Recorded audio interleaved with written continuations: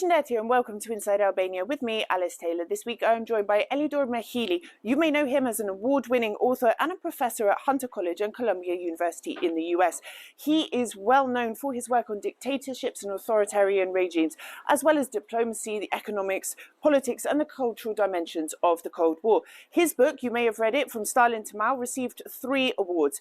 We are going to be discussing corruption in Albania, the upcoming elections, migration deals with Italy, the Bektashi State, and anything else that comes up in conversation. Haide memoa. Elidor, welcome to Inside Albania. Now, we actually did our first interview, I think it may have been about 4 years ago now, nearly 4 years, for my podcast. And did you know, I don't think I ever told you, the interview I did with you was by far the most listened to of the entire 50 or so episodes that I did. It got like 3 times as many hits as anyone else. I did not know that. That's very good to hear, and it's always a pleasure to talk to you. So I thought, okay, now I have sort of a real life podcast rather than one sort of out of my living room. I thought it might be good to get you back and chat about some things. Now, obviously, I know who you are. I've interviewed you before, but for those who are watching and listening and may not know, could you give me a bit of information about your background? I mean, you're in the States now, you are Albanian, you're a successful professor and author. Where did you start? How did you get where you are now? I teach modern European history here in New York City. I am based at the City University of New York. I have spent now most of my life in the United States.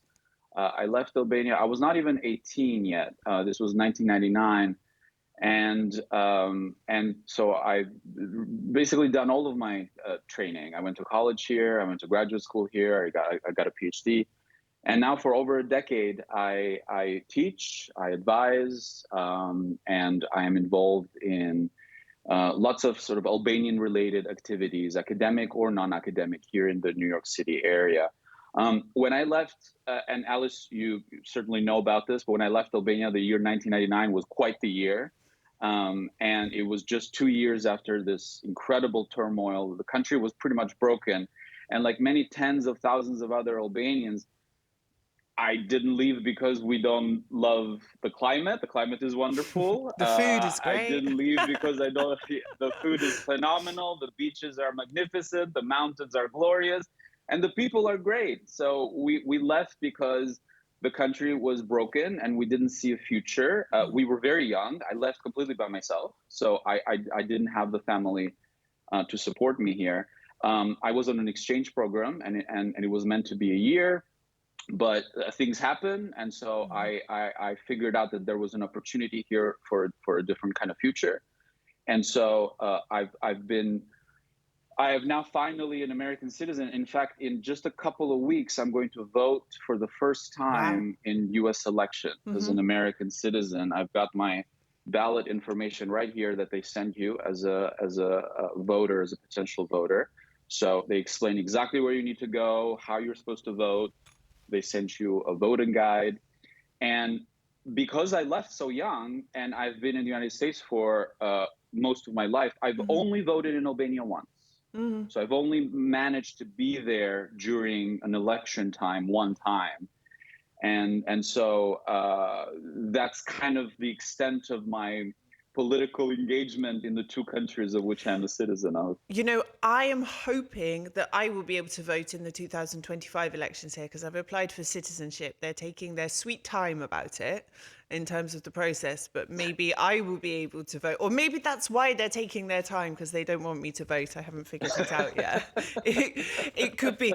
But will you be eligible to vote in the Albanian elections next year with the dual citizenship? Will you, if they do the diaspora voting, if they get around the various obstacles to do with that, are you still eligible to vote?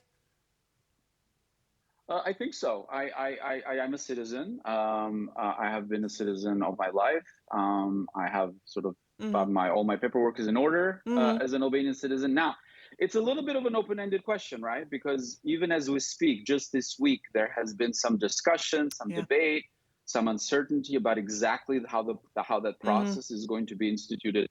I showed the American ballot just to kind of give our viewers a sense of how much planning it takes ahead of time to get people to vote, right? Because and so Albania is already a little bit late. Yes. I know it doesn't seem that way because the election seems so far away, but this is a level of coordination and planning. And the latest that I hear is that it'll be some sort of electronic registration. You need to kind of do it at least 2 months ahead of the election day. But you know, as we all know, I've had issues with those online services. A lot of them are actually currently not working at all. And so how is this going to work out? How logistically it's going to be put in place? These are very much kind of remaining open-ended questions. We're hopeful, but we're also cautious. I find in Albania, when it comes to organising events or confirming and doing, you know, everything is very last minute. I organised an event with the BBC here a couple of weeks ago, and they were freaking out because no one had registered up until the week before. And I was like, it's fine. They'll register the evening of the event. Don't worry. But I don't think this last minute sort of thing can be applied when it comes to coordinating diaspora voting on a global scale. Yeah, it works. It works for parties, I think, a little bit better for sort of social gatherings. Unfortunately, when applied, and especially given sort of the Albanian diaspora is not concentrated in any one. Even here in the United States, it's spread out. It's in so many different parts of the world. Not everybody has that proximity to the consulates and the embassies. So, tricky, a big challenge ahead. Now, let's talk about the elections, because I was going to talk about some of the things first. But over the last couple of weeks, we have seen, so Sali Berisha has been on house arrest in his tower for quite some time. We've had Ilia Meta's arrest and detention, and that looks like it's going to be quite a complex case. But this is two opposition leaders that are potentially going to be in detention or convicted or in prison at the time of the next elections. I mean, it's 6 months away. The Albanian courts are not known for being particularly fast. And I'm sure it's not deliberate, but what do you think this means for voters? You know, I mean, we have Luzlin Bash still in the opposition, who's probably either very happy or terrified. I'm not quite sure. But then you have, you know, the Socialist Party going for their fourth mandate. In this current situation, it seems a bit like the conclusion is obvious. What do you think about this situation in terms of Albanian democracy? Well, so it's the latest development. Obviously, sort of took us by surprise. Not the way it was carried out, rather than the actual arrest. But the Albanian opposition, the picture is definitely not good. I think I'm going to use a British technical term, and you're very familiar with it. It's a kind of a shambles, right? It's not an opposition that you would want. You know, democracy, you want a strong opposition, you want a strong alternative, because without an alternative, you have Albanians face 20, 30 political parties, tiny little movements. It seems that everybody wants to have a political party these days.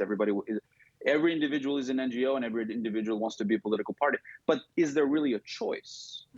Because there's the appearance of a choice, but is there? And so here is where historians like to talk when they talk about developments in the political sphere. You know, they like to talk about personalities. They like to talk about sort of, is Edi Rama a kind of a marketing genius? Is he a sort of a PR animal? Is he an effective communicator? And has he built the kinds of capital in the Western, important Western partner countries? So you don't have to like him to acknowledge I would say yes things. to all those things. I think he's done very well at these things. Absolutely. Yes, and so you want to recognize that, but at the same time, historians also want to talk about a little bit the contingency aspect of this. And the contingency aspect of this, I would say, is Rama is also very lucky, right? I mean, he operates politically in a sphere where the challenges are very, very uncertain, incoherent. And so I have critical things to say about the opposition. It loves to be fragmented. I think it's gotten addicted to failure in many ways. And so, for those, especially for those who will be first-time voters, for those who are of a younger generation, right? And so they don't typically follow the pattern of they're going to go vote exactly where their parents vote. It's sort of, you kind of have to give them. Now, I don't mean to say that there is absolutely nobody running who is not different. And I think, we want to acknowledge that there is some newness, but does it rise to the level of a coherent alternative to the government? I don't think it does. No. And so, it's a bit of a paradox, right? We're going to open the vote, and it's going to be something new, and there's excitement built into it, and the democratic process needs it. We want justice to work, absolutely, but justice also operates in the political sphere, and justice needs to also understand that there is a perception aspect to this as well. And so, we now have a prime minister whose main collaborators over the past decade are either have fled or have been arrested or have been accused of various criminal enterprises. We have a parliament where members of the parliament turn out, according to the allegations, to have been crooks. And so, the prime minister then says, well, I didn't know anything about this. I don't know what they're doing. I don't take responsibility for what others around me do. That is a strange kind of statement to make in a normal democracy where the head of government is supposed to take accountability. But again, it's that contingency that historians, how is the accountability going to come from if the alternative is so fragmented and it's so, and it has had such trouble investing in new leadership, right? Because it's about that elite creation. Who are the future elites? That seems to me to be kind of a bigger problem. I try and put myself in the shoes of a voter, an Albanian citizen, let's say they're in their 20s or something, and I look at the options and I'm like, okay, this man is past retirement age and is on house arrest. This one is at the moment in detention. This guy is not the most popular, I'm talking about in the opposition. Whereas this guy, okay, maybe I don't support him normally, but okay, he's been in power for the last few. Things have got a bit better. Maybe things aren't great. I don't like he's done this, but at least I know what I'm getting. And I think this is what is going to happen in the next election. All those voters who would have voted for an opposition person or someone new, I don't feel there's a strong enough personality. Albanians like strong personalities. I don't see that in any of the smaller opposition groups. So I think that a lot of people are just going to give their vote to the Socialist Party, not because they support them necessarily, but because that is the most stable alternative for them. They know what they're going to get. And they've been in power for a long time. I mean, let's remember, it's now been over a decade, and that gives you the levers of the state, and it gives you those appointments that are very important. Now, historically, because I like to think about things sort of in a little bit of a longer sweep, the reality is Albanians have been ruled by authoritarian types for a long time. Yes. That has just been sort of their lived experience from and a reality. tribal and what level. Happens when all the way. And obviously we got to be careful, right? Because there's a one-party state and it operated very differently. Post-communist politics operates differently, but we have had authoritarian types even over the last 30 years. And so I think what happens when you had that be a pattern, you develop a bit of a conspiratorial mindset. It's totally understandable. It's a way of survival, right?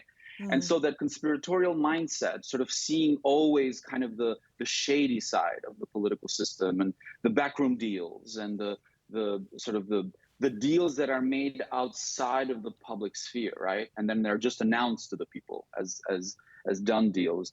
That can have a corrosive effect. And so to your point about, a vote is not necessarily a vote of approval, but it is read as mass approval by the political establishment. That is certainly, going to be an issue for as long as the alternative lacks coherence. And just another, going back to the diaspora vote thing quickly, if they do pull their socks up and get it sorted by next year, would you vote? Oh yeah, absolutely. Yes. Okay, good. Yeah, I wasn't sure because I speak to some and they say, oh, I'm not there anymore. I've been away for so long, etc. So yeah, I was quite curious to see whether you feel in the loop enough to vote or not. So. Well, I have encountered that argument whenever I've debated this issue, including here in sort of with second, third generation Albanian. Many of my students are second generation Albanians, and so there are different levels, right? The diaspora is layered. There are some people who have kind of spent enough time away from Albania that they don't really feel part of that political sphere anymore. There are other people like myself. I mean, we come back there all the time. We have parents who live there. We have siblings who live there. And we are very tightly impacted. Yes. By the issue of pensions, by the issue of taxes, by the issue of the healthcare system, right? Because when you have aging parents, you're very much concerned with the state, the absolute mess that is the healthcare system in Albania. So we feel those. And also the other thing that everybody sort of talks about, the economic impact that immigrants have. The Albanian diaspora sends a lot of money back home. And that is, social scientists talk about voice. That is a kind of a voice, but we just don't have the political one. It's like me. I mean, I'm no longer entitled to vote in the United Kingdom anymore because I've been so away for so long. But I wouldn't because my parents don't live there anymore. So it's not like I have, their interests to look after there. And I'm just so disconnected from it. I don't even know really much about what's going on there politically. It's not in my orbit of interest. So, but I know it's different for the diaspora. And obviously, yes, with the amount of remittances, you prop up a huge part of the population with remittances. So I think in this context, the diaspora vote is much more important. I wanted to ask as well, the opposition, they've been protesting outside European Parliament in Strasbourg. They've been setting fire to things, outside Parliament and throwing things inside Parliament. Do you think this is an effective way of making your voice heard? I mentioned earlier that they've become a little bit addicted to failure. And what I mean by that is that if you keep doing things that have not been working, but you just keep repeating them again and again and again, that seems to be not really to be a formula for success. Yes, it's true. Now, I wanted to pick up on something else you said earlier. You mentioned, the government or a government doing deals and things and then without consulting and then just announcing it to the public. And I want to ask you about two recent instances of this. The first being the proposal of the Bektashi sovereign state. Which took everybody by surprise. I wasn't quite sure. I was like, is it April Fool's Day? When I sort of read it, I was very surprised to see this. I mean, it's a very interesting idea, but it seemed to come out of nowhere. Obviously, under communism in Albania, religion was completely banned. Now, Albania very much prides itself on its religious tolerance, so to speak. I think it's not just tolerance, but from what I understand, Albanian people don't really care that much what religion everybody else is. Everyone just kind of gets on with it themselves. That's the feeling I get. But, I mean, we have a situation where you have a synagogue here. There's a couple of synagogues in Albania now, where you have a mosque and a Catholic church next to each other and everyone's happy. And, I've been to villages in Albania. One in particular, they have Orthodox first name and a Muslim surname. It's quite unique, this situation in Albania, I think. But this proposal for a Bektashi state, the Islam community here, the Islamic community were like, well, no one consulted us about this. Why are they getting special treatment? Blah, blah. Do you think this is going to disrupt the status quo? How do you think this idea came about? I'm interested in your thoughts on this. So I had a little bit of the exact same reaction that you did. Actually, a couple, either a day or two after it was announced. I got a call from a BBC journalist and he said, well, would you know anything about this? What's going on? I said, I have no idea. I don't know what to tell you. It's not normal, right, to wake up one morning, open up the website for the New York Times and read that there's going to be a microstate in your country. This is not how it's supposed to work anywhere. This is not how it's done. But unfortunately, I have to sort of say it again, Albanians are used to this, right? I can mention any number of precedents where, the guy in charge comes out, bold declaration, we're going to do this, we're going to do that, and then you just sort of put it out there, you test the system, you see what happens, you see how people react, you create alibis also. A lot of times these things don't pan out. They don't quite happen if you sort of follow them along. And so then it's a question of how serious was it? How intentional was it? Well, what is the backstory? Now, to your point, which I think is the more important point of the sort of the details, is that the religious coexistence, Albanian tolerance, obviously Albanians are proud of this, and they should be proud of this. We live increasingly in an intolerant world. Yes. Everywhere we look, including here in the United States, extremely polarized. Political opponents are enemies. Islamophobia, you name it, all kinds of dynamics that are quite scary.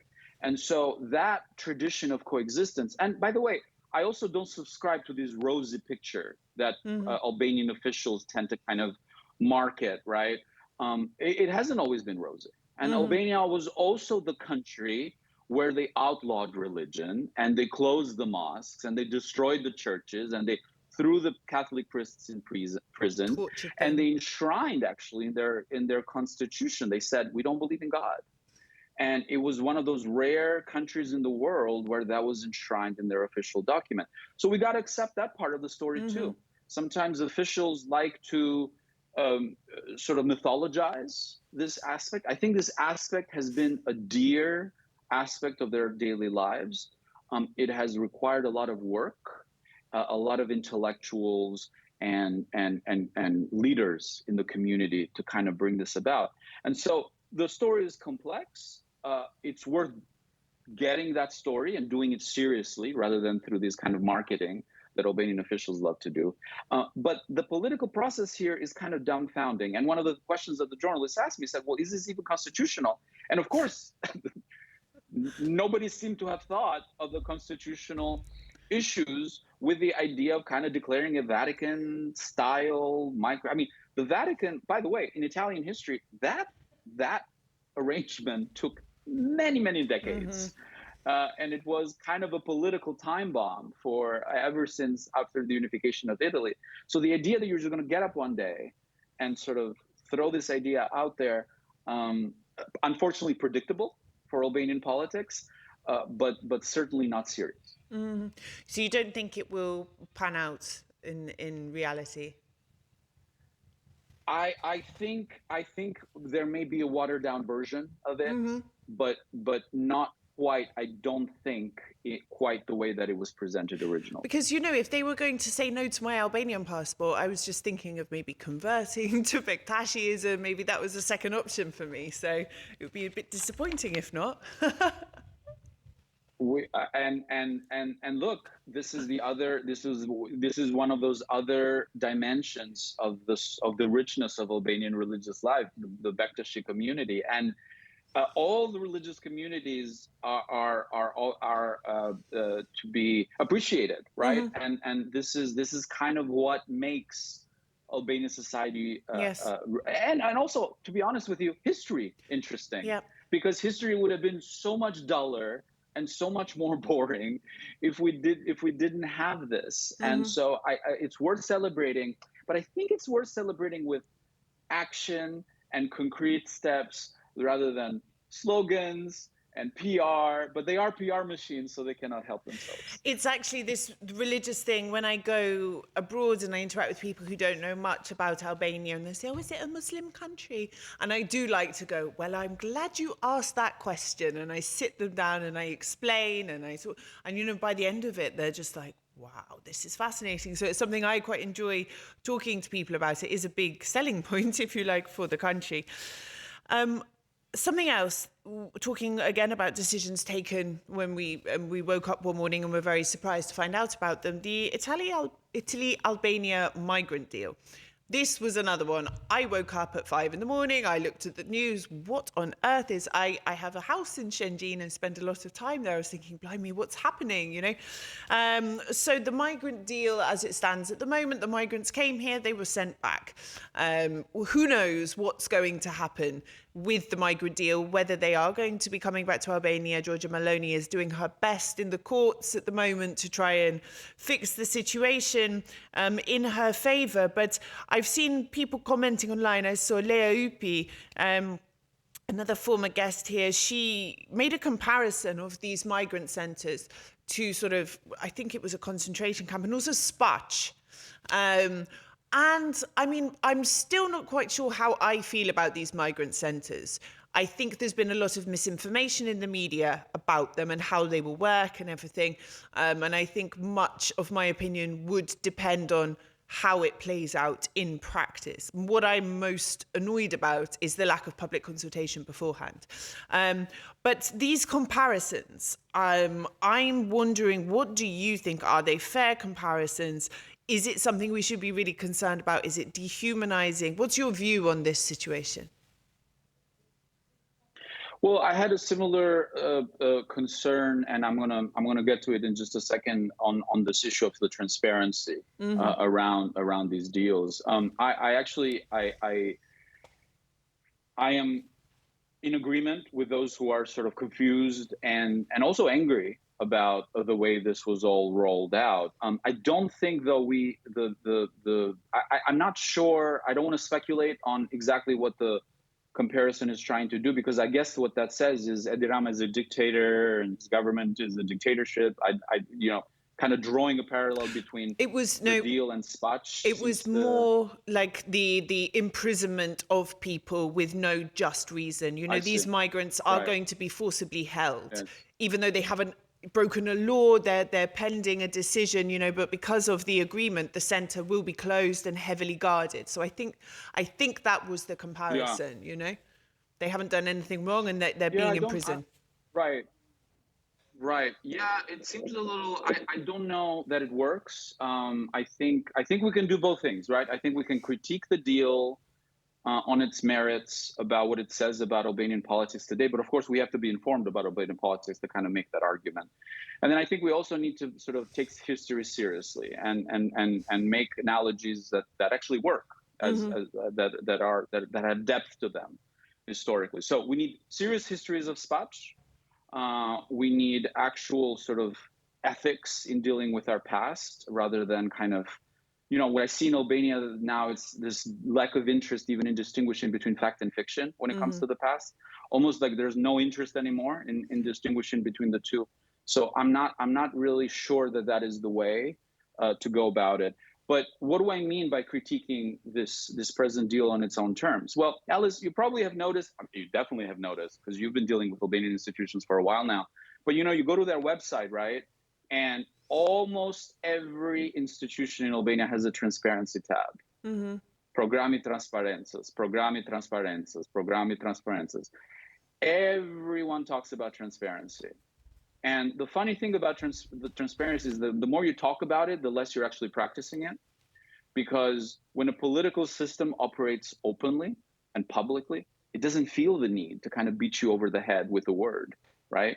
And so was there transparency here? And I think this is sort of the beginning. At first, we heard, oh, we owe a historical debt to Italy. Then it turned out, well, actually, it wasn't about that. It was more of it was bundled into this issue of the beginning of the EU negotiation process. It's still confusing, right? We still don't really know how the deal came about. We know that the Italian prime minister came to Albania last year. There was some private meetings. There was some conversations off camera. But we still don't know how it actually came about. So that's for the first thing that I'd like to know. The second thing I'd like to know is, do most Albanians support this? I don't know that it matters. I don't know that the government cares. But I'd like to know how do most Albanians feel about this? And that's related to my third point, which is, Albania has a very specific history when it comes to migration. And so they have lived on their own bodies the stigma and the discrimination and the special processing in detention centers and the media headlines, right? And this is a dynamic that they're very familiar with. And so that raises the question, what kind of country do we want? Mm-hmm. What is Albania going to look like in 20 years, 25 years? As the host of detention centers, by the way, of people who are looking for a better life mm-hmm. themselves, and Black and brown people who are escaping poverty, are escaping conflicts, right? And so what does that mean? We have to really have a public discussion about, so let's not just talk about money and tourism and foreign investments and building skyscrapers in Tirana. Let's also talk about the soul of the country and what kind of country we want to have in 20, 30 years. Because in 1991, we said we want to be Europe, but the Europe of 1991 was a little bit different than the mm-hmm. Europe of 2024. So maybe I think one thing we might need to think about is, in the process of joining this Europe, we also want to potentially change Europe from where it is in 2024. And that becomes a challenge, right? Mm-hmm. We're trying to join a moving target. We're trying to change something that has been deeply transformed. And so that's a challenge. I think that's the hard stuff, is to try and figure out what that looks like, what mm-hmm. kind of a deal Albania, because some people might say, well, okay, it's worth it as a political deal if we're going to go ahead on our path to the EU. And so you have to engage with that. As a politician, you have to engage with that as well, if that is what your voters say. But we don't really know, right? No. I mean, it's one of those big mysteries of these policies are thrown out there, but we need more robust assessment of how popular they are, how much backing they have, how viable they are. And so this was not, I don't think this was a win for Meloni, and it certainly was not a win for Rahman.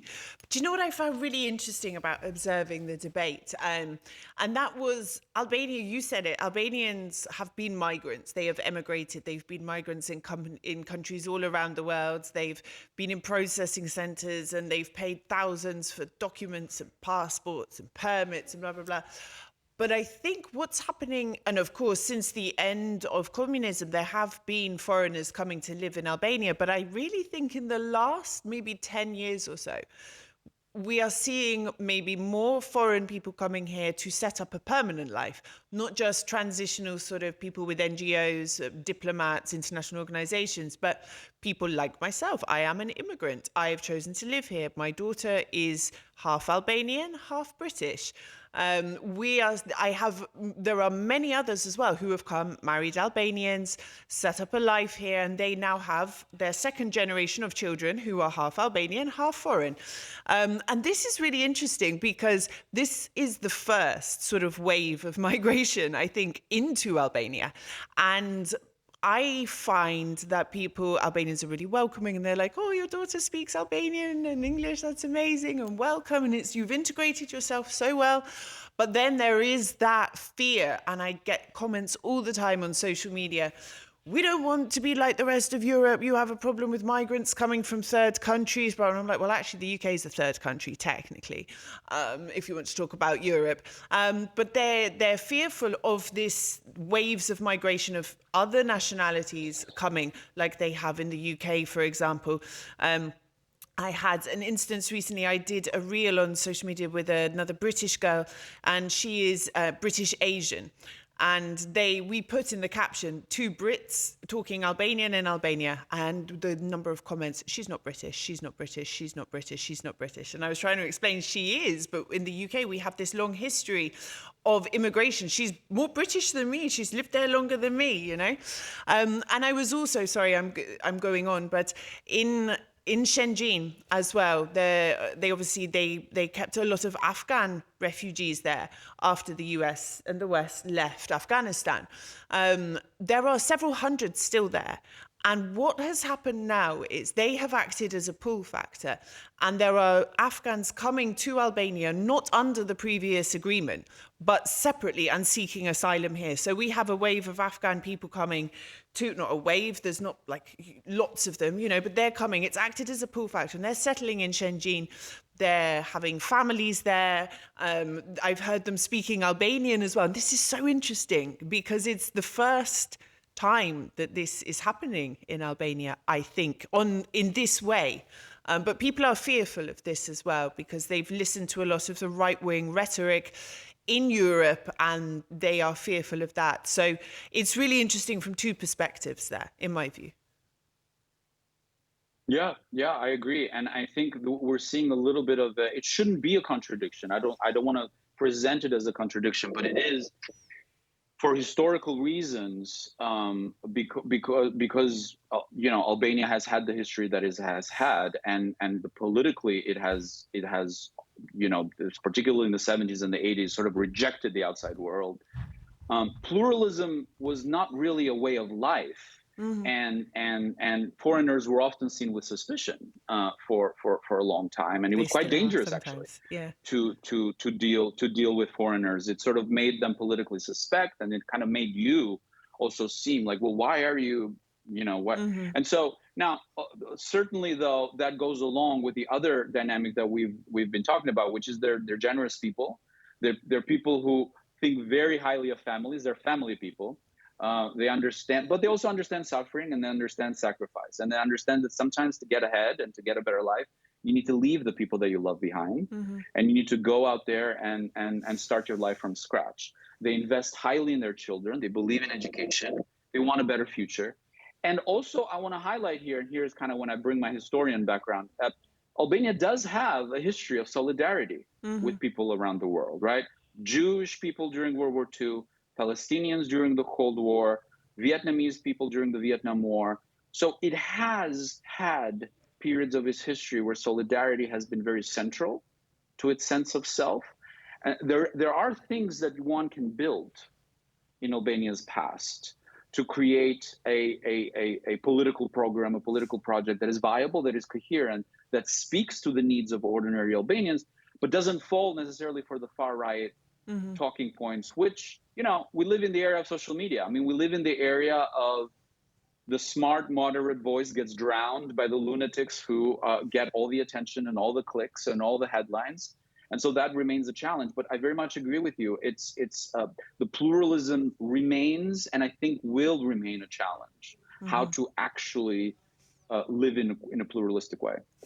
I want to ask as well, we've touched on EU a couple of times here, and obviously Albania is now moving ahead with the clusters and the negotiations and things. Now, Albania and Kosovo, I tell my colleagues in Brussels quite often, Albania and Kosovo are the most pro-European countries in Europe. It's over like 95-96% pro-European, and they're like quite surprised by this. But this is falling a bit, sort of year on year, this level of trust is falling a bit. I don't really know if I believe that Albania is going to be joining the EU anytime soon, and not necessarily because of something Albania's done or not done, because I don't think Bulgaria, Greece, Croatia were particularly ready when they joined. But it's more to do with the political will in the EU. I think that's lacking both at the institutional level and in member states. I mean, in member states, it can change depending on the government, but this is my view at the moment. What's your view on EU accession? Do you think it's realistic, or are we sort of chasing a bit of a pipe dream? It's a good, hard question, and it sort of takes me back to when when I was going to say when I was young, when it's been a 20+ year. Chase, right? And I remember when I was in my early 20s, and we would go to workshops, and we would sort of get invited to seminars, and we would talk about the EU, and it was such a dream. And of course, mm-hmm. For most of my life, I only had an Albanian passport, so it required a visa to go anywhere. Nice. And I remember very well what it was like, and trying to explain that to my American colleagues, and who just didn't compute what it meant to be a graduate student who wanted to do research in archives all over Europe, but you couldn't get there. You needed to spend a ton of money and a ton of time if you wanted to go anywhere. And the suspicious looks at the airport, always kind of being and so this has been a long, hard road. I totally understand that there is a generation that has gone very tired and very wary of it.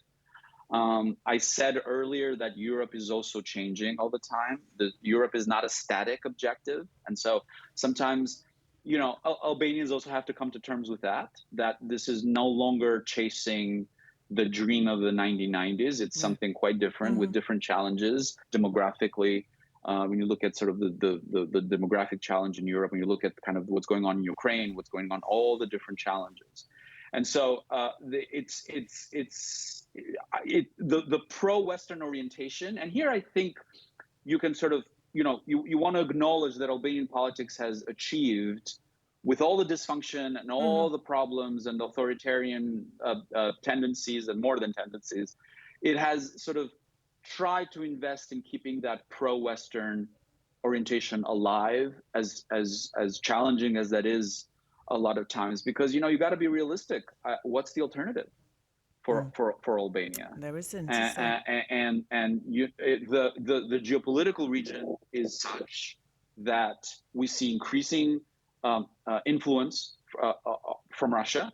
We see economic linkages between China and a country like Serbia. We see sort of increasing authoritarianism, even within the EU, and certainly in the borderland regions. And so Albanians have had the kind of history, but here's where I want to insist, right, that we got to learn our history, because we think we know the past because we have, we've talked to people, or we've talked to our grandparents, or we've talked to our parents, but we really need to understand the past to appreciate where but the actual serious past, not the half fictional past that Albanians tend to consume. And we a lot of times the choices there's a narrow set of choices, and they're not the ideal choices.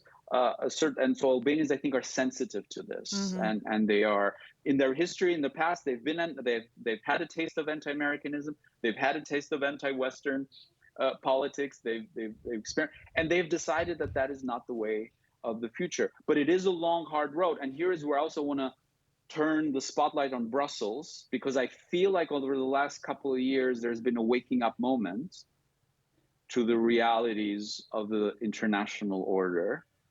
We'll see where that goes, but it will take years. And so yes. I think this is not, and certainly it's not a solution to long-standing structural problems that Albanians themselves have to. I mean, look at Bulgaria. I've been following what's happening there with their politics. I think they're going for the 7th general election in like 3 or 4 years. They keep making these coalition governments, and then it crumbles, and there's this malevolent Russian influence there constantly, and corruption scandals and coup d'etats within parties, and this is an EU member state, And I mean, that number of governments in such a short time, in a precarious society which has that influence, also struggles economically. This is, I mean, I don't think they'd be joining the EU today. Albania is certainly being held to higher standards in that regard. So yeah, I think that's a good example